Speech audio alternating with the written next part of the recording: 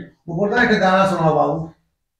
कैसन भैया, set song की रोमांटिक? अरे सेठ सांग सुनाओ बाबू, दिलवा एकदम फाटल करजवा में माठा भइल है। तो सुनावा था। सुन सुन हमर जानू, तुरलू दिल के अरमानू। सुन सुन हमर जान, तुरलू दिल के अरमान। ला ला ला हे हे सुन सुन हमर जान, तुरलू दिल के अरमान। पियावा के पाके हमके, पियावा के पाके हमके चिन्हबू की ना?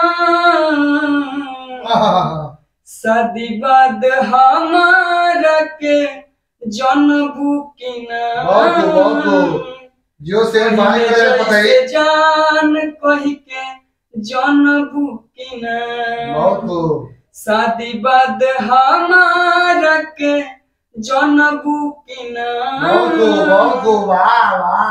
पहिले जैसे जान कही के मिलबू की ना?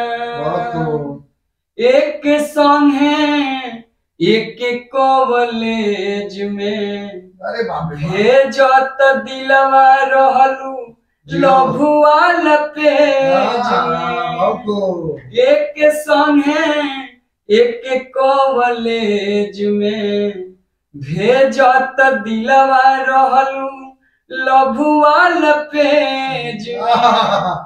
बहर जाई है गोलू राजा, प्यार करबू के देबू साजा। हो ला ला ला बहर जाई है मुकू राजा, प्यार करबू के देबू साजा। जुदा हो के हमरा से, जुदा हो के हमरा से छछनबू की ना? शादी बाद हमार के जनबू की ना?